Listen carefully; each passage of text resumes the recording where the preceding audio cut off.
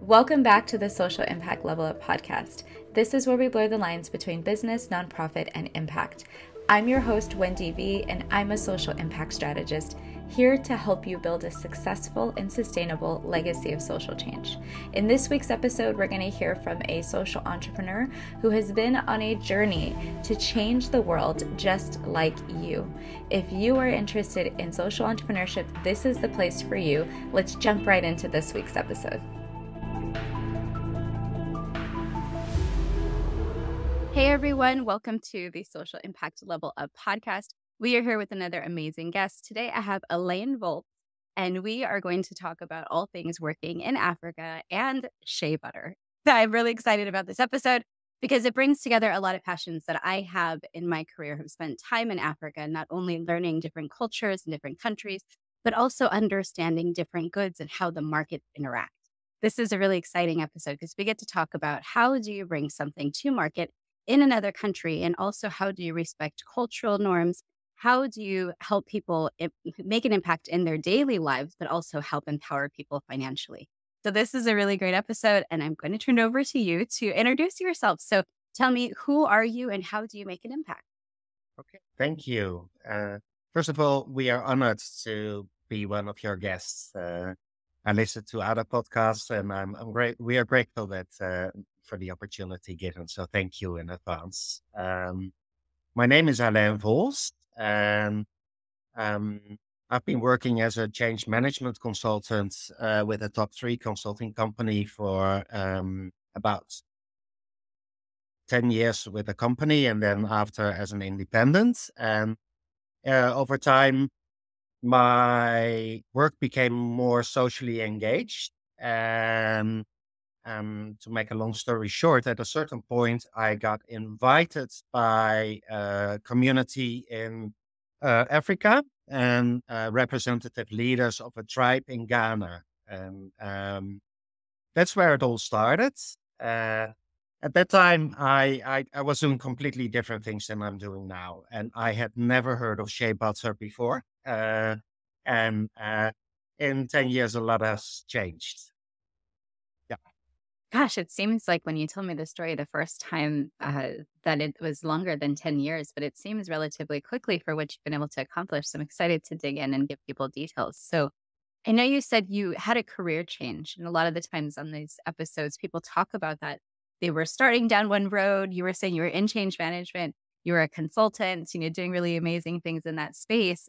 What was that? What made you pivot? What was that decision moment for you where you went from what you thought you would be doing probably the rest of your life to something completely different and new?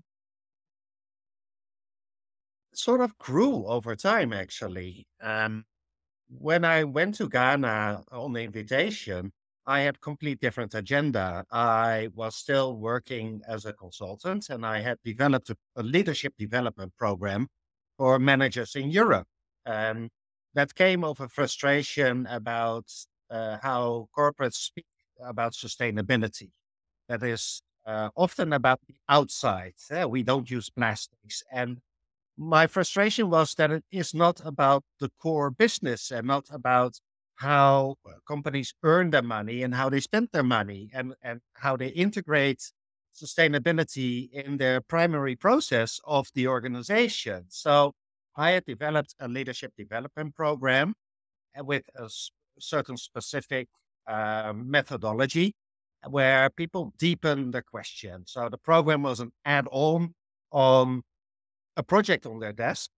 And then by helping them in a 9-month program, asking questions on top of the questions that they ask in their projects to weave more sustainability into that project. And by that, creating more sustainability in the primary process. And part of that program in the middle, it's called presencing.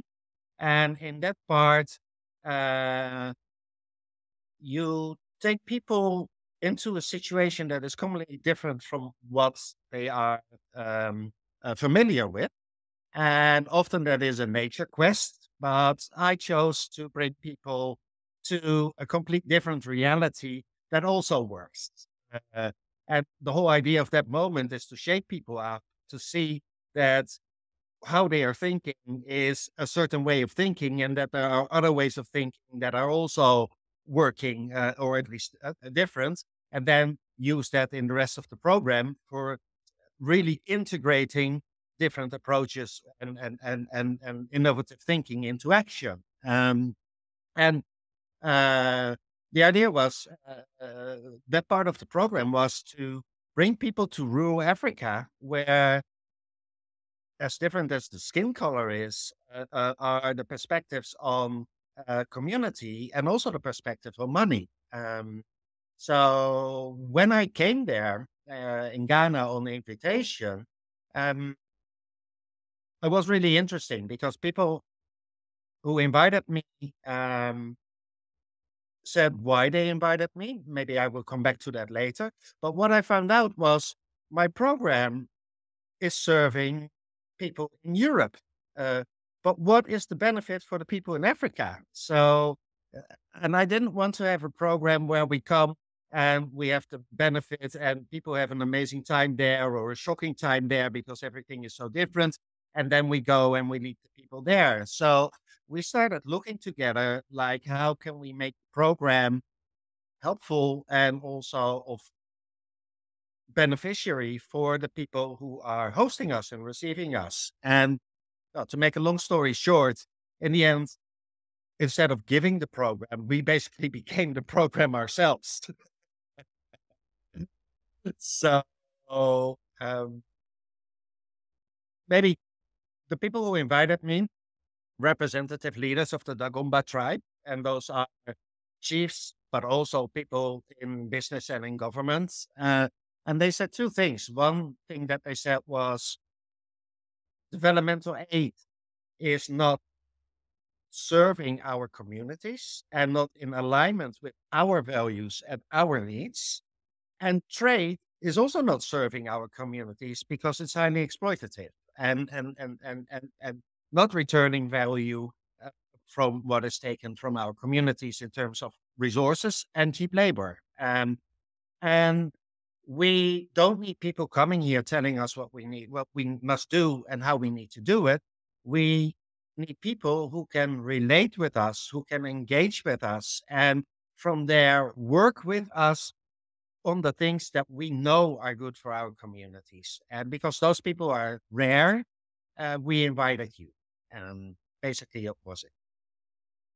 You just said about 100 things I wanna talk about in this episode, and I think that people could probably see the expression of me smiling because I knew that this would be just a really beautiful conversation for a number of reasons. I think, one, the fact that we both have come to the same conclusion in our lives that there need to be more people brokering these opportunities for economic development in Africa because of the imbalance in power between the markets in our countries, United States, Europe, the UK, Australia, people that I've met who come to Africa and have that same realization that we did, that there's so much value, not just in raw goods, but in people and the way that things are done, the style of work or the style of attentiveness that's still done in detail, even by a lot of people who live and work in Africa.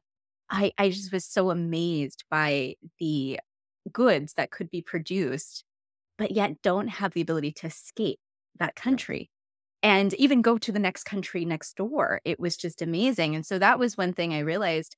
How sustainable is this? And you got back to your conversation about sustainability in the program you built. I think that's another thing that we both talk about in the idea that things need to be sustainable. It doesn't need to be you with a solution coming to save folks, but really giving folks that bridge to be able to have a sustainable solution for themselves and their community. And in your case, that's helping to take that lack of access to other markets and get something out there into the world. So let's start there because I think that story unravels a lot of these other themes as well, and we could kind of keep going down the rabbit hole. But I think that the other thing you mentioned was the idea to action, because Yeah. one thing that your story really resonated with me because not only was the idea kind of evolving idea, but as soon as you saw the opportunity to take action and kind of move the idea along, you further developed it and further developed it. And it sounds like the last 10 years have been pretty amazing.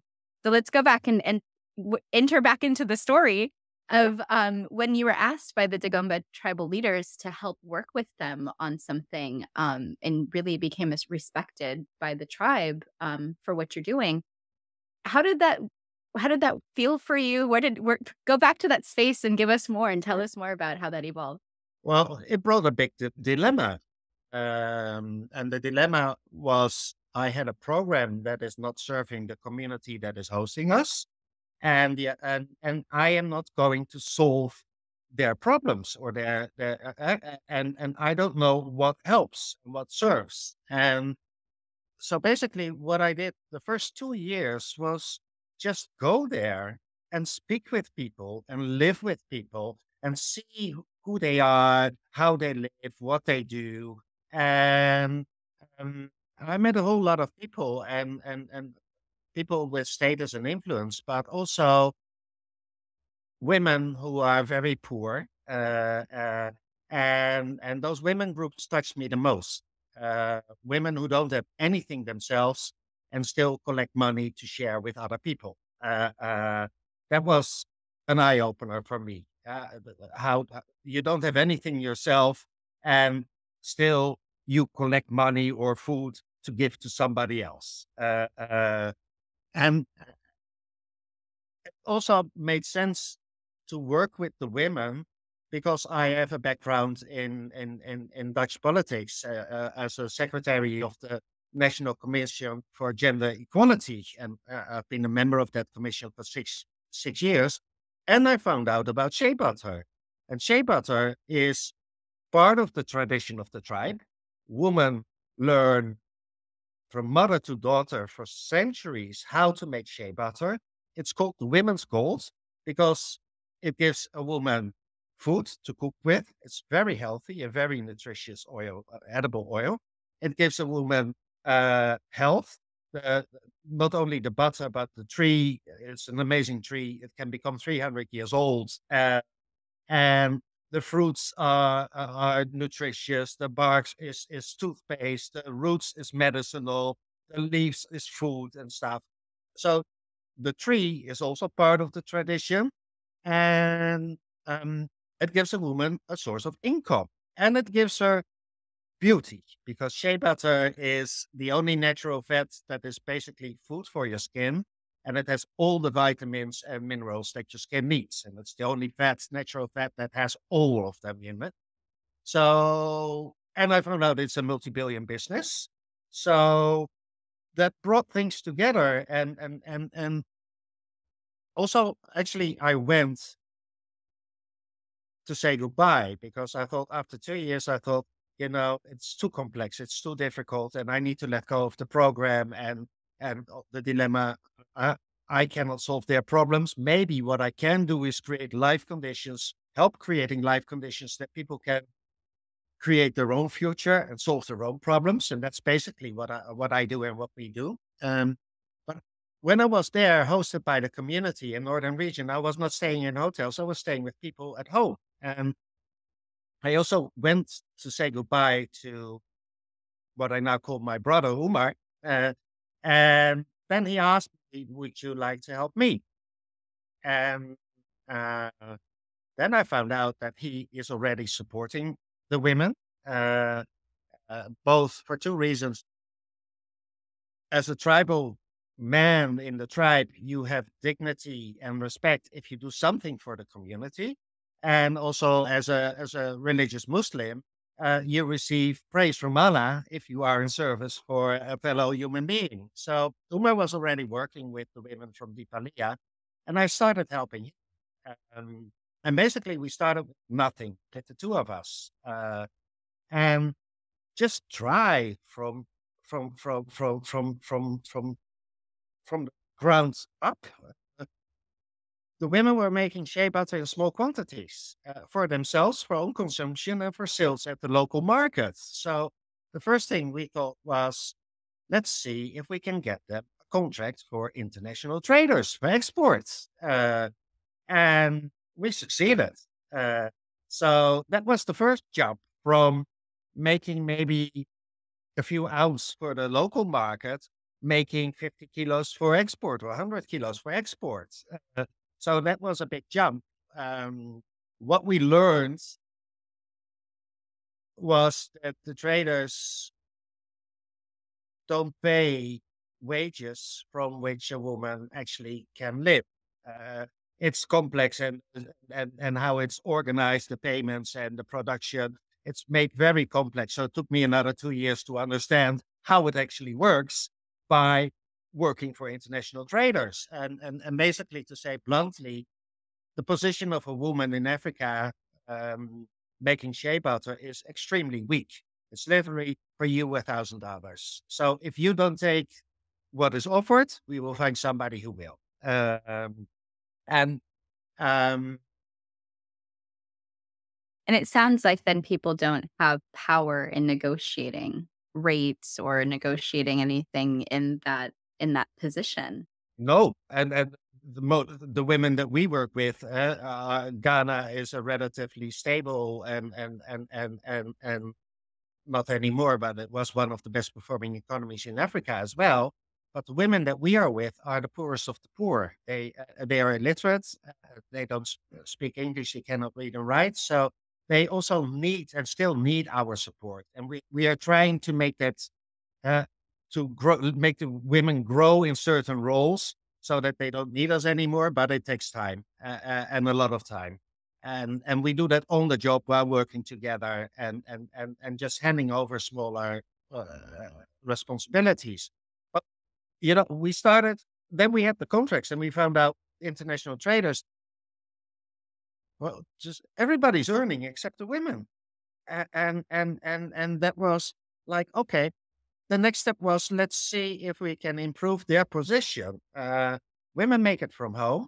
Um, if we build them a center, they have a stronger position. And uh, that was quite naive, but that was the thinking at that time.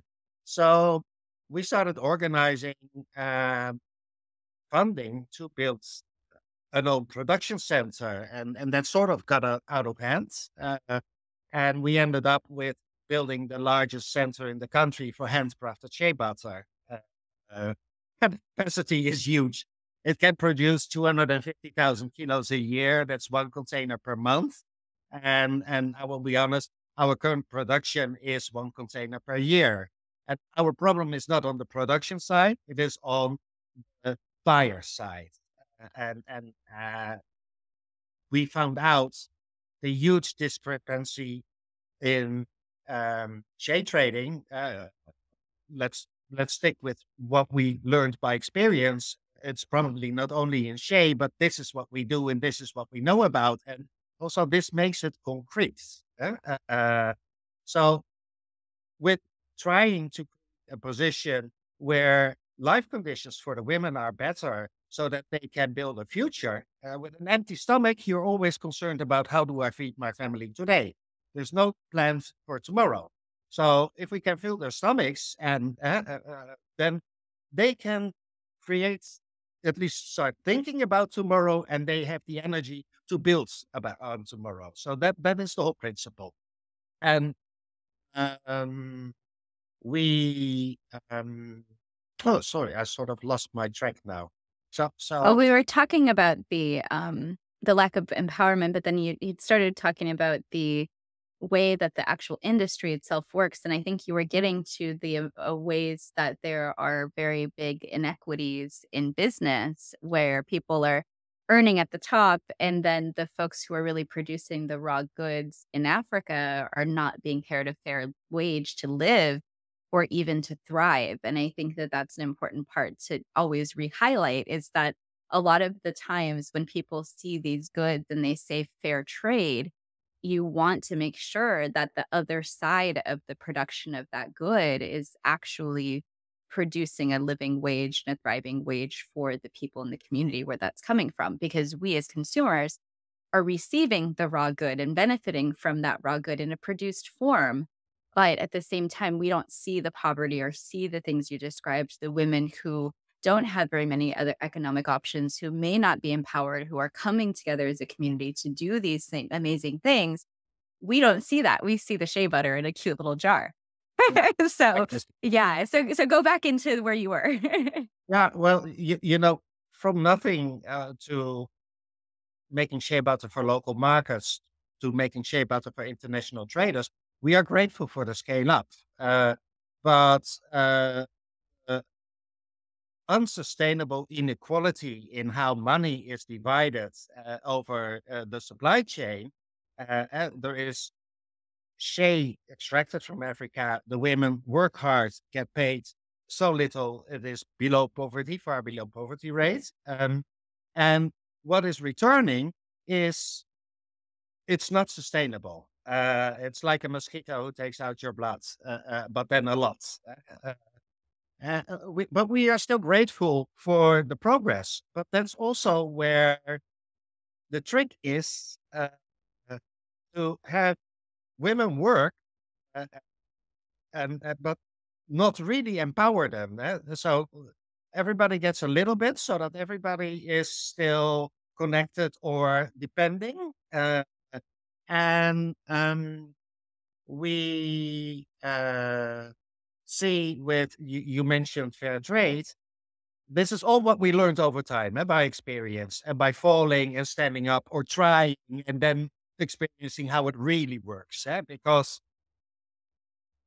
yeah, I knew the same things that you knew about sustainability and was really positive and naive and engaging with these companies and then finding out that in reality behind the scenes it's really different. So the interesting with fair trades and also with organic certifications is the closer you come to the end consumer and in Europe and the US, uh, the more it is beneficial. So for a retailer, it brings an extra profit margin of 20 to 50%. For the middleman trader, it brings an extra profit margin from um, 10 to 40%.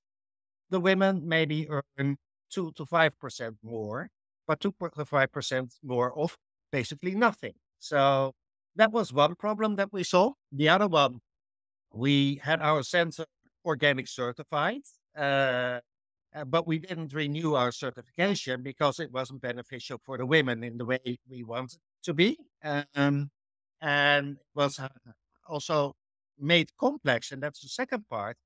Women who cannot read and write cannot fill in the forms. Uh, uh, so they become depending of a third party who then is doing it for them. So they lose control and are not empowered. So that was shocking for me to see where the whole conversation is about empowering and about um, sustainability.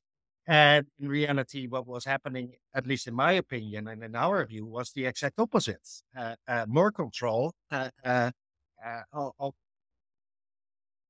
But again, we are grateful for what is there, and we must be. Yeah, it's hard because it's like biting the hand that feeds you in some way. You need those trade agreements and those people to give you the ability to reach your consumers. But at the same time, you want to find some way to build the true capacity of the community that's giving to us. So I think this is a really great conversation. And I'm really curious with in this dilemma that you found yourself in multiple dilemmas several times throughout this conversation you mentioned. But within this particular dilemma, how do you navigate that idea of a group of people who are traditionally have been disempowered partially by lack of education or as you said inability to read or literacy? How do you then start building the capacity of people to be able to have a sustainable solution and not become disempowered through these types of negotiations or even filling out a form, as you mentioned? with a lot of patience and uh, with an honest heart. The women don't understand half of the things that I'm doing, but they trust me because they feel and sense, and the chiefs as well. They feel and sense my heart, and now we have proven to be our integrity. We never make promises that we don't keep, and everything that we have said, we have lived up to it. So we over time we have become very respectful because people can trust us, and we have improved already lives for a lot of people, and we bring hope, we bring employment, and with respect for the tradition. So also the way that we have built the center, it's a story by itself. We didn't we hired a professional company because it needs to be strong and for standards. But the men in northern region are farmers, but you can only farm 6 months, 5 to 6 months. The other months, most of the men are working in construction. So we asked the owner of the company, don't bring your own people, hire qualified men from the villages, from our villages. So the men are proud because they built the center. It's their center that they built for their wives, and they earn some money from it.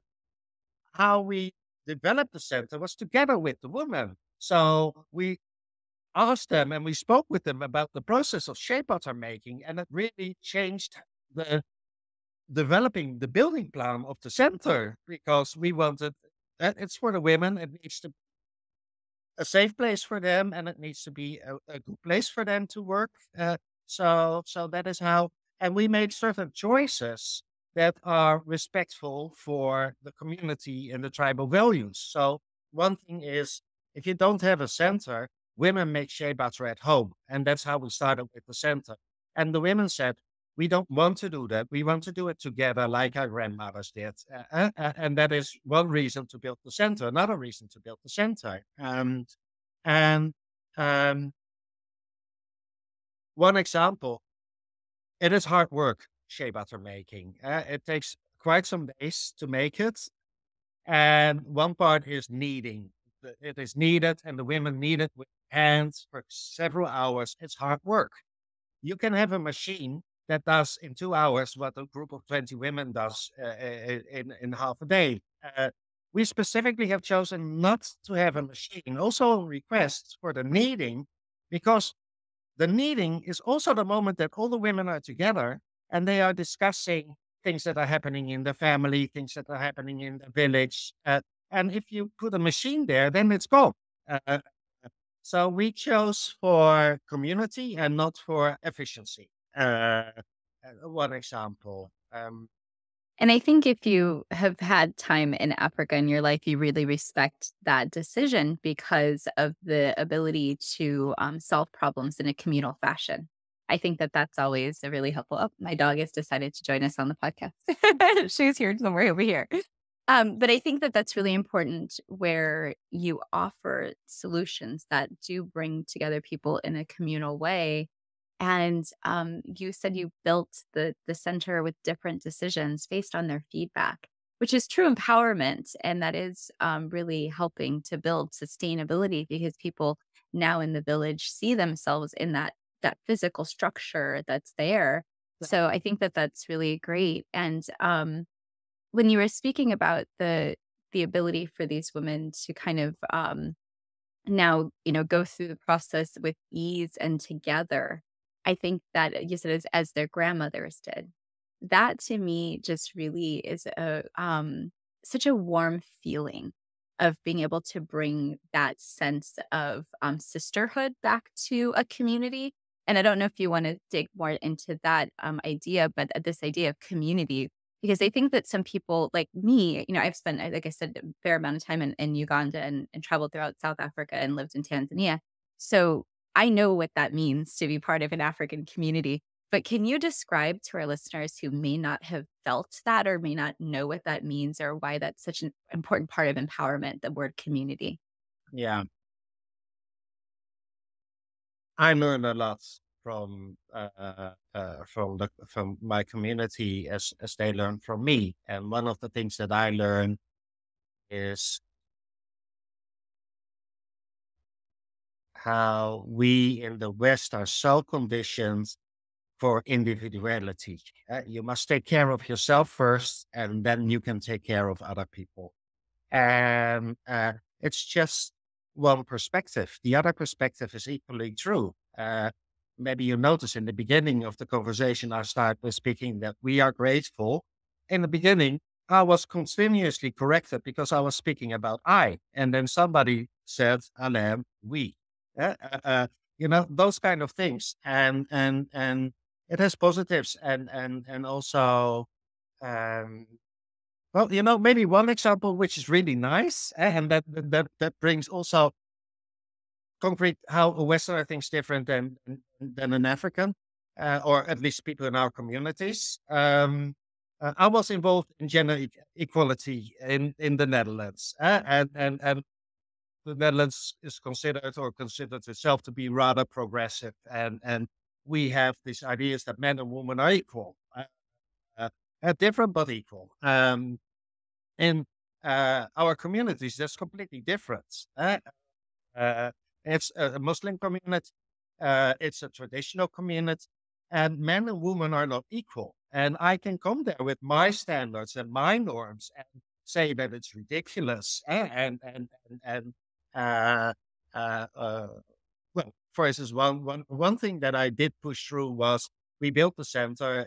We raised a few hundred thousand euros and built the center, and the community wanted the men to run it. And that is where I said, no, that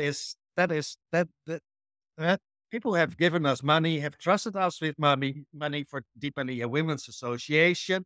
I cannot explain to the people who have given us the money if a man will run the center. So it must be a woman. Uh, uh, and and then the community was like, they understand. Then they they understand the people who have given us money and who have trusted us will not understand that for Deepali a Women's Association, a man will run the center. So, but where I deal with the differences between social status or of men and women, or differences between men and women, instead of opposing my standards, I use their standards. And one of them is community is far more important than the individual. So instead of discussing about that men and women are equal, I say, well, it's all about community. It's all about us, and men and women have a different. And the first us group, we group, is a family, and a man and a woman have different roles there. And then I can avoid the whole fight or discussion about equality or inequality by focusing on the group and focusing on the collective all the time. Um, uh, and you know, at the same time, it's disappearing. And that's also we try to preserve the richness and the positives of the ancient knowledge. Local farmers uh, uh, uh, at least the elder ones, they still know about traditional seeds and about organic farming. But chemicals are imported, and they are imported with subsidies. So they are cheaper and safer than to not use them, and especially for farmers who don't have anything. Because the risk of losing your crops is too high. And locally made organic products are more expensive than the imported chemical stuff. Uh, but look, our farmers, they can see on the land if it's healthy or not. They can see on the land what you can plant there and not. And it's also that we want to preserve. And they didn't have technology and they didn't have the chemicals and they were doing fine. Uh, what is happening with the chemicals as well. And that's interesting because I asked that in conversations with the farmers. Women are also the women are farmers basically, and they make shea butter as well. Uh, they were not helping each other anymore on their lands, and I asked how is that because if I want to have a plow, I need to rent it from my neighbor. Uh, and they said it's because of the chemicals. There's no need to help each other anymore. So you see that the chemicals are not only killing the land and basically killing the people because we are dumping there with subsidies chemicals that are prohibited, at least in Europe, for use here. And we all know that fertilizers take more nutritious value of the land than bringing it. Uh, and there are plenty of local alternatives. But And let's go back I to this. started also with the seeds as well. that it's not just the chemicals, but also the seeds being used, being imported, the GMO seeds being used in Africa, which were not the traditional Of course, things that because were chemicals kills everything except the seeds that you have bought. But we started organic farming. Umar and I started organic farming with the two of us. About 90% of our harvest we give out to people. We give out to people for food, don't have food for food. So that is also how we work in the tradition. It's all about sharing. It's about sharing. But if you don't have anything to share, it's difficult. And still, the women were doing that. Uh, and strength is in togetherness. If you have an onion and I have a tomato, and our neighbor has water, with the three of us, we can make soup, and we all three have a meal. Uh, so, what we did with the farming was when we started, we gave one of our boys a motorbike and some money, and we said, "Go into the forest and find a farmer who is so remote and so poor that he doesn't have money for the chemical seeds." And that is how we got our first seeds. Oh my, that's genius. That is so genius. You gotta, like, outrun the chemical. Yeah, but it's practical, and that's basically what is so beautiful about this project.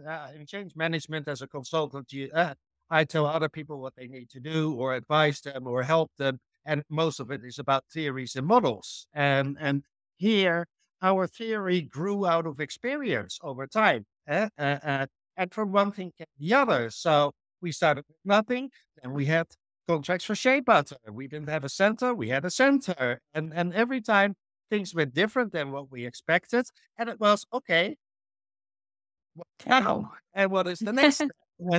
And then we found out, oh, everybody is earning except the women. Let's kick out the middlemen traders. So I found a sponsor to produce and export our first container of shea butter. But we made the shea butter first in Ghana, and then we exported it to Europe. And then we were looking for clients to buy it. We are offering to cosmetic producers and cosmetic brands. Much shea is disappearing in food, in plant-based food, but we focus in cosmetics for several reasons. Uh, but we had a container of shea butter, but no clients yet. And then COVID broke out. So the worst time to start. But we were fortunate that we managed to find some business to business clients with who we now have good relationships, deep relationships. They specifically came to us because of my story and our story about um, creating a sustainable local economy as a basis for a sustainable international supply chain. And they stayed, and that is how we built a small, stable basis in the business to business market. But it's not by far not large enough. What we met most was companies who talk about sustainability, and then sitting on the table with them to talk about a contract. And it is all about lowest price, lowest price, lowest price. And there was one company, I won't mention the name, but they wanted to buy 6 containers from us. And I said, this is the price that we pay the women, the women's cooperative, and that price is non-negotiable, because that we need to pay that to them to make up to the promise that we made.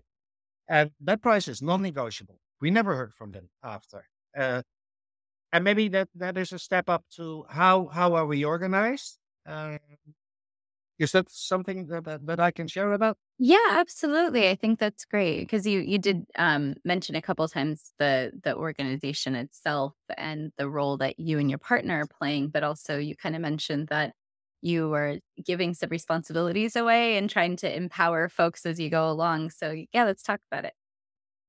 Yeah, yeah. Okay. Now my mind wants to go to that place. Yeah, we create um, experience. We People grow into their roles by the experience. So the women know how to make shea butter. interestingly, they need to learn again to do that as a collective and to be responsible as a collective. And um, the women are organized. We help them organize and register them as a cooperative.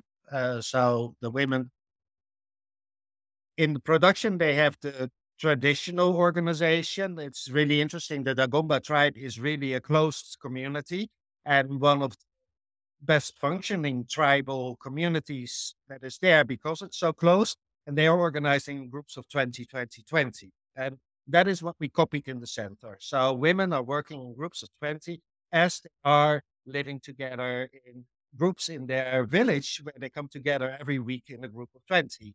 So we copied that. But we also, because we are entering outside Ghana into international trading, we need to add on.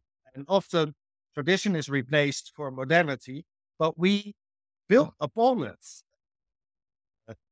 And so we also needed a legal entity for registration of the center and registration of the land where the center is. We got it from the chiefs, the land, they donated it to us, but we needed to register it as ownership in cadastre with government.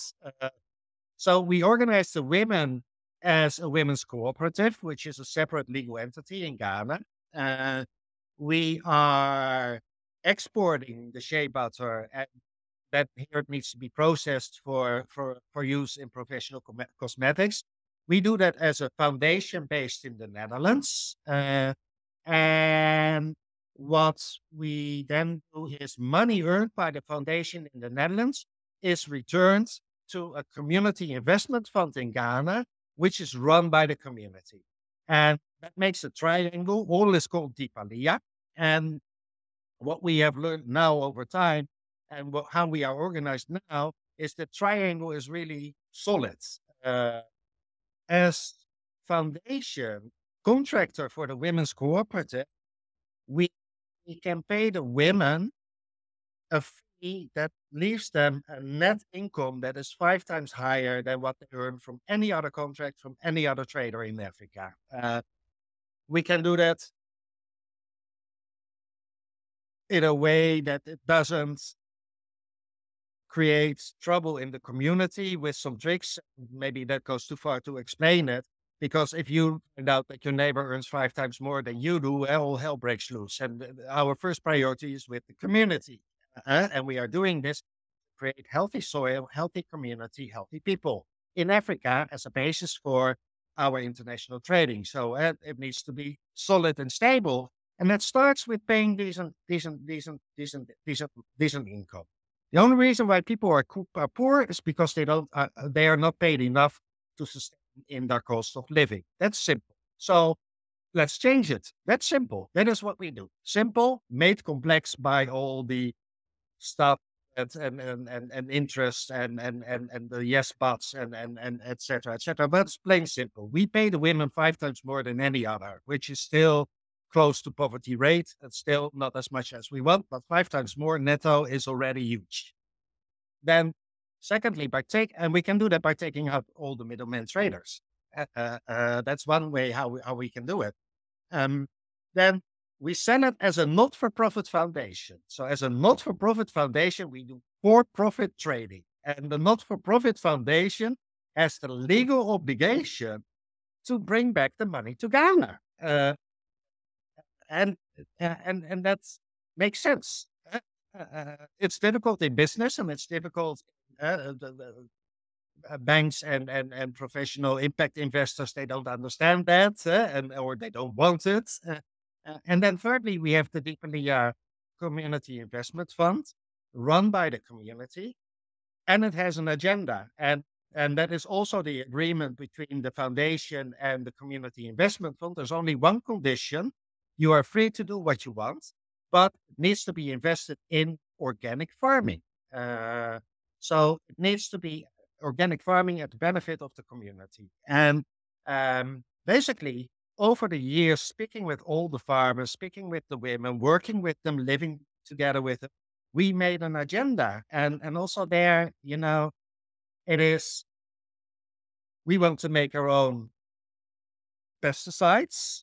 There are seeds on the floor. You can literally pick them. The only thing you need to do is you need to squeeze them out, and you have the best organic pesticides you can ever imagine, exported to Europe and the US as organic and organic certified. So we have them there. The only thing we need is a machine and a building. Well, we want to make our own organic fertilizers. Uh, Shea waste is an extremely good ingredient to make your own organic fertilizers with some compost and some cow shit. And there are cattle herders there who give us, or we collect the shit from the cows, and we can make our own organic fertilizers as well. And this is what we have been doing for the past 7 years on a smaller scale. And the next thing is protect the land, organize the farmers as a cooperative, and make sure that by uh, banning the chemicals, we create healthy soil by nature. By not using the chemicals, the farmers don't get sick. By not eating the chemicals, the farmers get and their families get strength. Uh, uh, and yeah, then in terms of money, you see that money starts circulating and it's still profitable. You scale up to a certain scale. We have the potential to make 250,000 kilos of shea butter per year. Uh, but with one container, it is already working. Uh, so can you imagine what we can do if we sell 5 or 10 per year? And then it starts creating a whole lot of money that the community has autonomy over and can spend in organic farming in a way also that is respectful for the community values and for the community tradition, and not from an outsider who says we need to do it like this. And you you need to give out your crops for a certain price, which is lower because we have invested in it.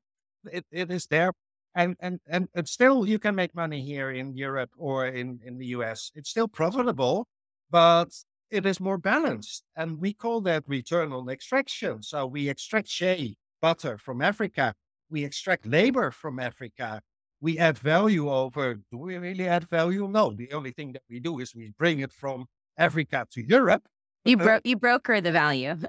Exactly. Well, Yeah. we do. We process it for professional use, but you can also discuss if that's value adding. At least it is for our buyers.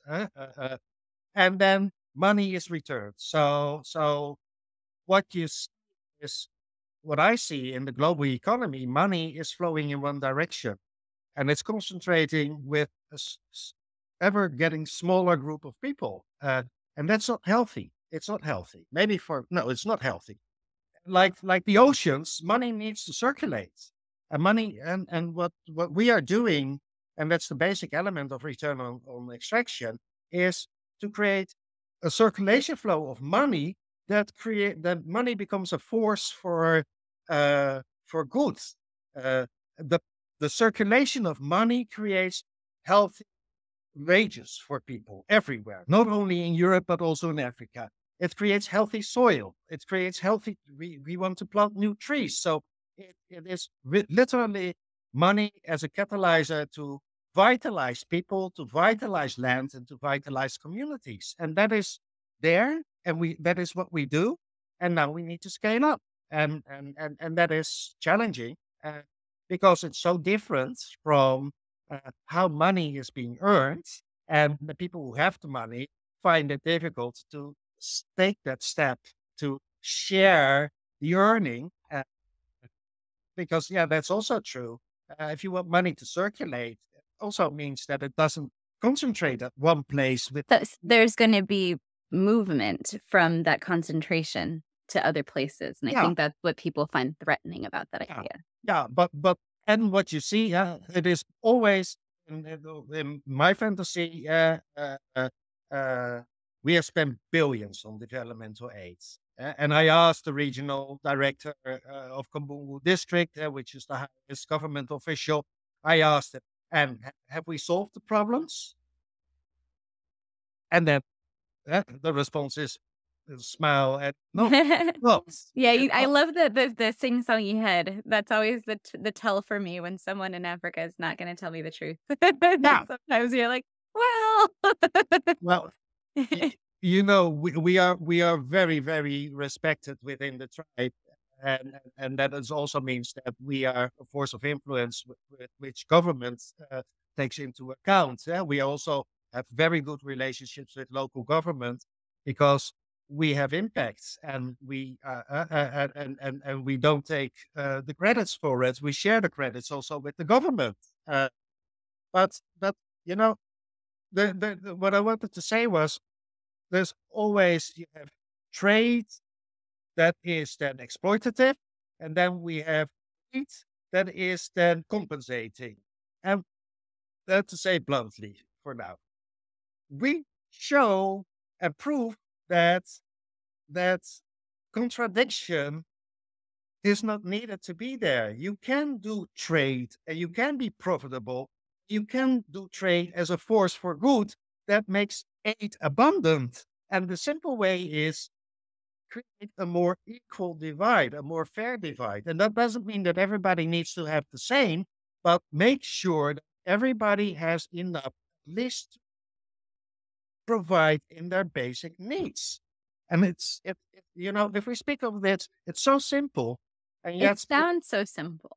It sounds so simple, but I think for people who will listen to this, one, it'll be revolutionary, what you just said. That I would, and I think you and I have the same vision of unlocking business and nonprofit as a vehicle for finance and resources to come to people who traditionally haven't been able to thrive under the current system, the current way that we do aid and any kind of safety net, all those different types of services that we provide as usually, especially Western nations, giving money out to different causes. And I think that with what you said about business and how we can harness the natural power, buying power of consumers to bring this aid to people on a continual basis. So it's no longer an ask and give situation, but it is a more sustainable option for people to have a living wage, to be able to contribute to their economies locally, and to then also, like you said, have health, which is another key piece of this because you can't keep these economies going if you don't have healthy people fueling them. So I think that when you mentioned all of these things, I said, this is just such a great episode for this particular podcast. This is exactly what we talk about.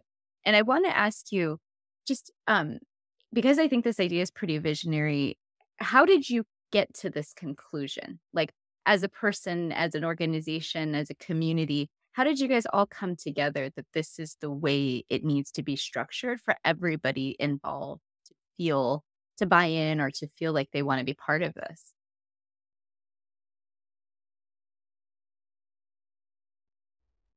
it's emergent. It is action learning. We try something, it doesn't work, it is togetherness. Uh, uh, a lot of learning with each other and from each other. And I have the advantage that I have a, a mind that is capable to see complexity, and I can make complex things simple. And basically,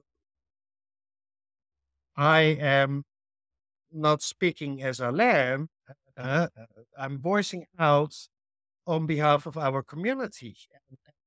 Everything that I share here is based on our experience, and everything that we do is not coming from my mind, making it up, but it is my mind that helps it to make it concrete into okay, and then that means that let's try it. It is, and it makes so much sense. Uh, we are sending foreigners who are solving problems of other people and telling them what to do. Uh, I'm not born there. I can still, after 7 years farming, I can see which land is healthy or not, but I cannot see which crop to grow there and that can't grow there. Eh? And who knows best what is good for the community? The community themselves. And who knows best in the community? The women. Uh, so,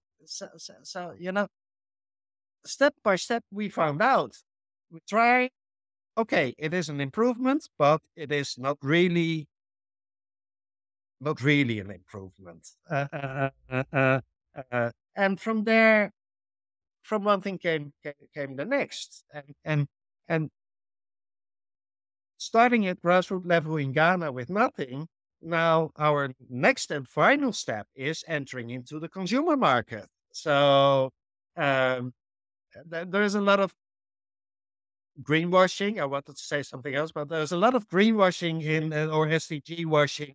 Uh, uh, uh, every cosmetics company is sustainable. Every uh, uh, organization that is working in trade with Africa is solving problems or being sustainable. And if you scratch, then behind it is that's a completely different reality. It's like a window. And the window shop is beautiful. You see the window shop, it's beautiful. And then if you come into the window, it's still nice, but not as beautiful as the window shop. And then if you go in the back in the warehouse, it's one mess. And we entered in the warehouse. And that is where we are. And it's one big mess. So from the warehouse into the shop, and now we go into the shop window with our own consumer brand products because you can listen to me, believe me or not, but please come and see with your own eyes and judge for yourself. Don't believe me because I'm saying this. Everybody else is saying, and they are lying. So why should I not be lying? Uh, Come and see for yourself. And that is what we are enabling now with our next step into the consumer market. The product that is made by the women in Africa can be bought by a consumer anywhere in the world.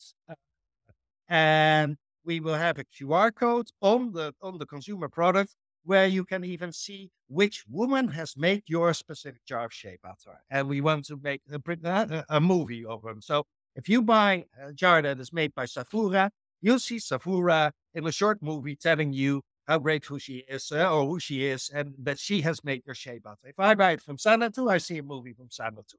Oh my gosh, Well, as a consumer, I love that. And I also love this idea of adding it to your marketing because essentially one of the components I see happening a lot in the impact space is the lack of marketing that needs to be done for people to be aware of some of these, solutions they could be supporting that do also support, the benefit of these communities that are producing it, like you said.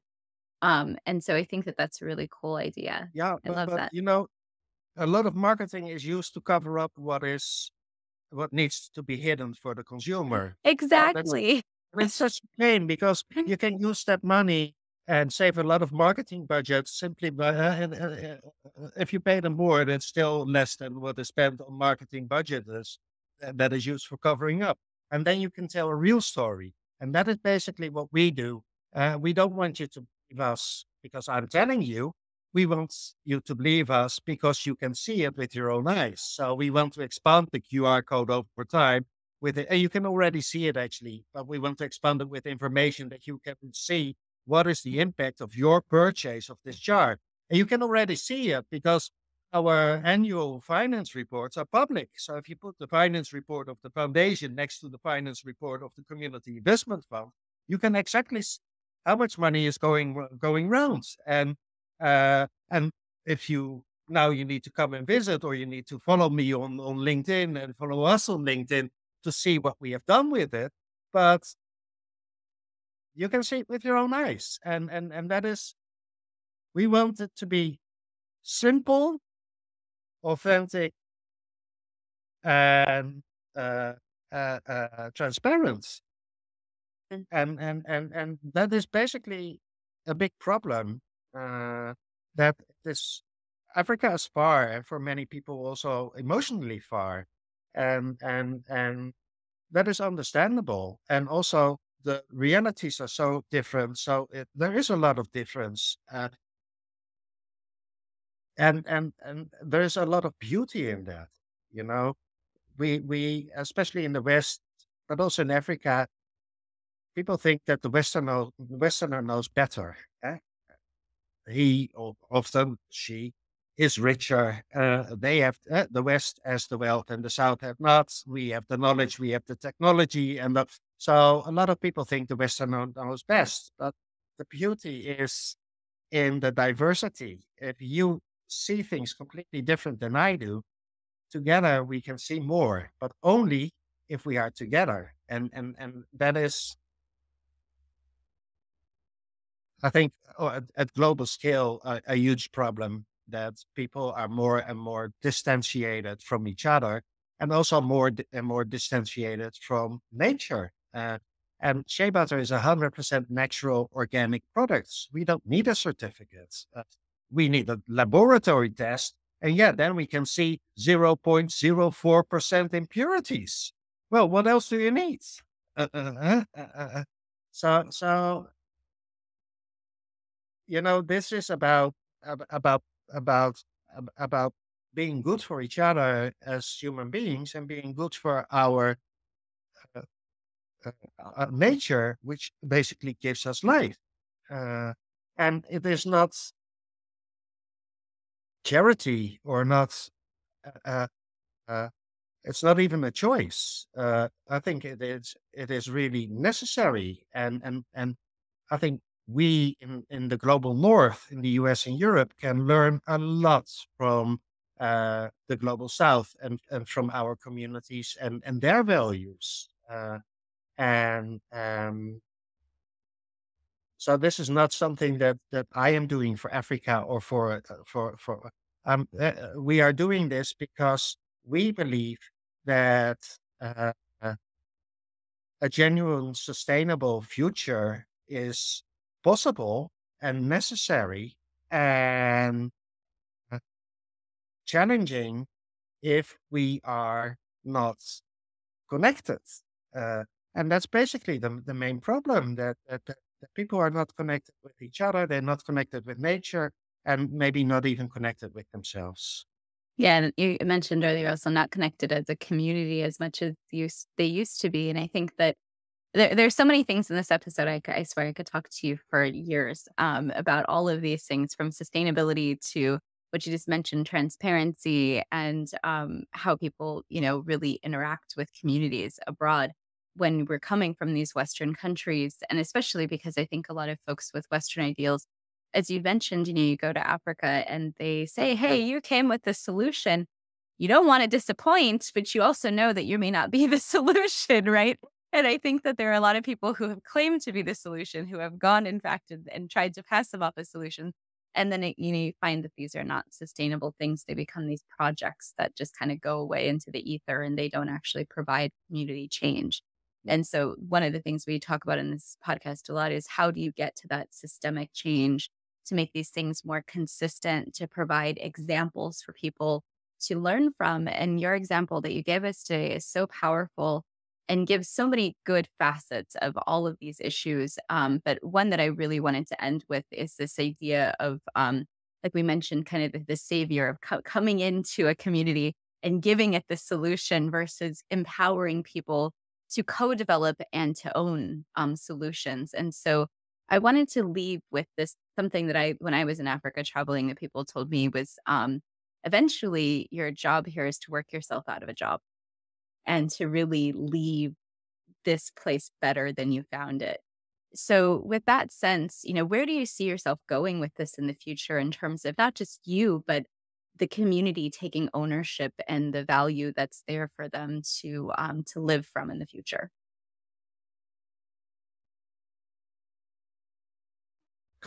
In Ghana, people don't know what a cathedral is, but basically what we are doing is building a cathedral. And I'm not Gaudi.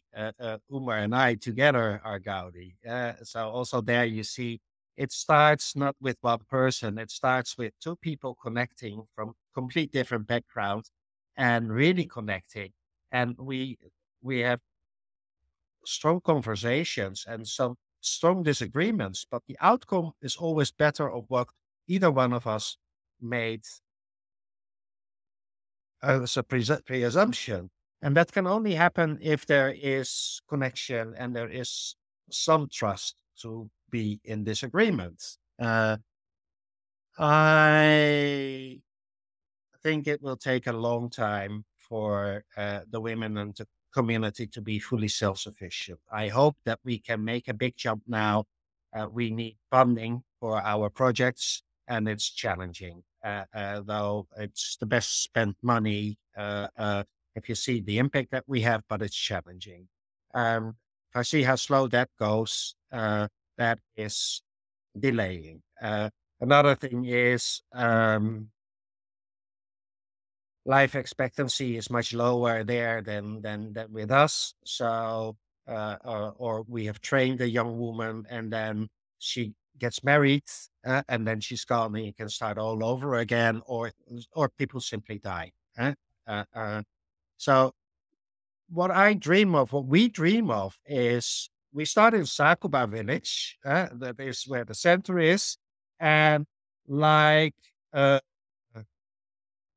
a healthy virus spread out organic farming over the region, village by village, plot by plot, farmer by farmer, and ban the chemicals one plot by one plot with our own organic fertilizers. It creates a local economy. So what you see is young people who now go to Europe. Europe doesn't want them, so push them back. Uh, have a future there in sync with nature. They can earn money by planting trees or by harvesting uh, uh, and those kind of things. So what we dream of is this chain reaction where from village to village, money creates health and well-being. Uh, and we are doing this with Shea. We are doing this with six people. Six people, five in Europe, one in Ghana. If I say the core team of Deepalia Foundation, and then in Ghana it's also a small group of people, five people there together. So we are doing this with five, six people, um, only in Shea. We want to share our experience. We want to share our knowledge with others. And what we do in Shea, somebody else can do with cocoa or with something else. What we do in Africa might also be possible in Asia. So, and to dream big, our fantasy is that what we have developed in return on extraction is the new standard for sustainable international trading. And it's healing. It's healing people, it's healing the planning, and it's healing our economy and our minds.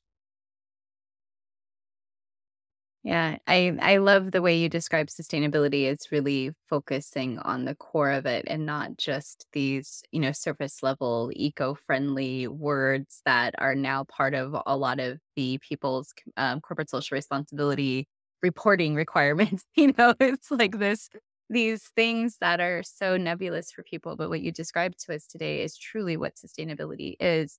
How do you create something that not only empowers but gives people the ability to take over an ownership, and then also can be a vehicle for change that other people can be inspired from and learn from and grow from what you've learned? Because I think what you described to us today was a beautiful journey of implementation, and over the course of implementation there's always going to be different decisions and different paths that you could take, but over time, being able to see the outcomes, like the center being built, like the women being empowered, like the ability to go from a couple ounces to kilos, those outcomes, and then the financial outcomes, those things you can learn from, and lessons you learn along the way are really powerful. And so I'm just grateful for you for sharing those with us today.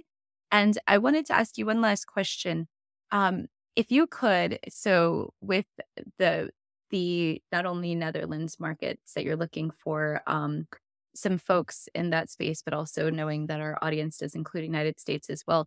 If you could tell folks where they can find you to support you and how they can support the foundation, if they're able to directly do that or even buy the products, where can people interact with you online? And just give a little commercial for yourself in that way. Folks know how to catch up with you after the episode. I think the best way is to connect with me on LinkedIn. Uh, we have a foundation. People can give donations to the foundation direct on our bank accounts. People can buy our shea butter already. So we have started an Indiegogo pre-sales campaign. So you can already order your jar of shea butter which will be delivered next year. And that is how you help us with pre-funding of our production. And we are looking for angel investors who help us with pre-funding our next production. And grants are welcome, but we are also working with loans. Uh, so there are plenty of opportunities to support us and to help us, and there's a need and there is a return. Yeah, that's great. Go ahead. Did you have another? Oh, of course, Deepalia Women's Association has a website. The foundation not yet. I was just pulling that up. Is it deepalia.com? Yes, Okay. I yes. was just going to pull that up.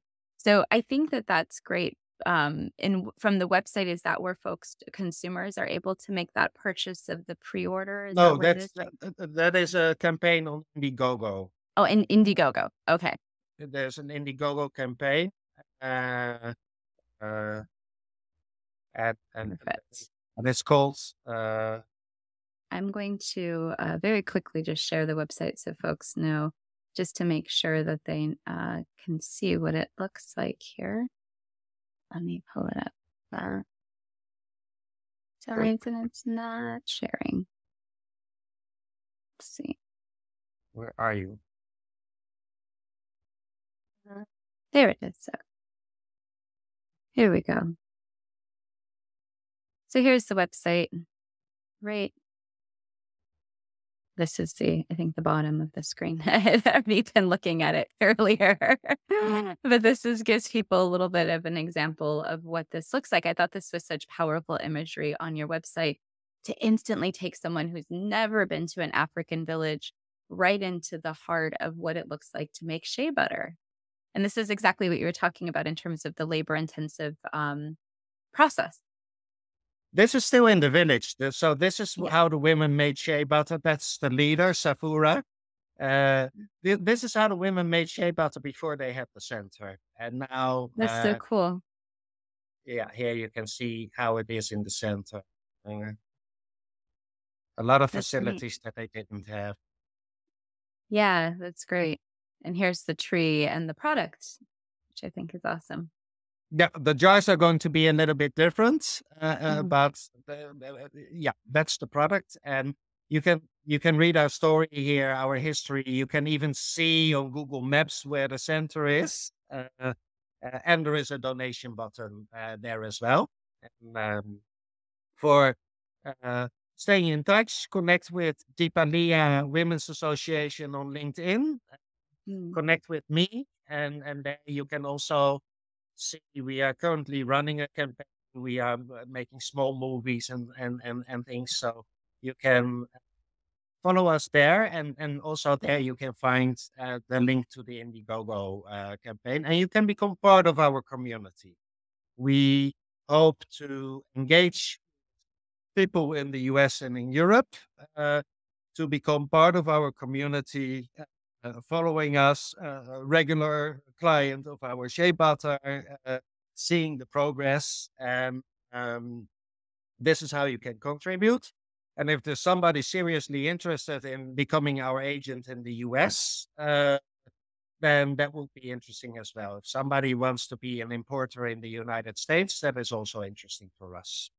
Absolutely. I'm glad you mentioned that as well. So folks know exactly how to reach you and how to connect and support you. I love that. And so this has been another wonderful episode. Thank you so much for bringing us this story about not only your journey, but also taking us into the community. And I do absolutely want to get that Google map from you to see where we've been talking about. So I will put it in the show notes to make sure that folks not only have access to the information on how to contact you, how to support our community of women who are making shea butter for us, and how to get it as part of the consumer market. So we'll add all those things to the show notes so folks can get the details. So thank you again, everyone, for joining us for another wonderful episode. This has been Alain Volz, and I've been practicing saying his name for the longest time. Hopefully I did it justice, but it's been great to interview you and hear more about your story. And I hope that you have had a wonderful time with us, and you'll remain part of the collective that we're joining of social Yes. entrepreneurs. Yes. All right. It was Thank an honor and a pleasure. Thank you so much. you. Thank you for joining us for another episode of the Social Impact Level Up podcast. It's been awesome to interview today's guest, and I hope that you leave inspired to take action. If you're looking for any of the information we spoke about, it's probably down in the show notes. Make sure that you're checking them out and you're clicking on any of the links that seem exciting to you. If you are looking for a coach or a consultant to help you with your social impact or your sustainability, reach out to me via my website, hop on my email list, or jump into one of my programs. All of the links are below. So excited to have you as part of the collective. Make sure that you come back and join us for another episode next week.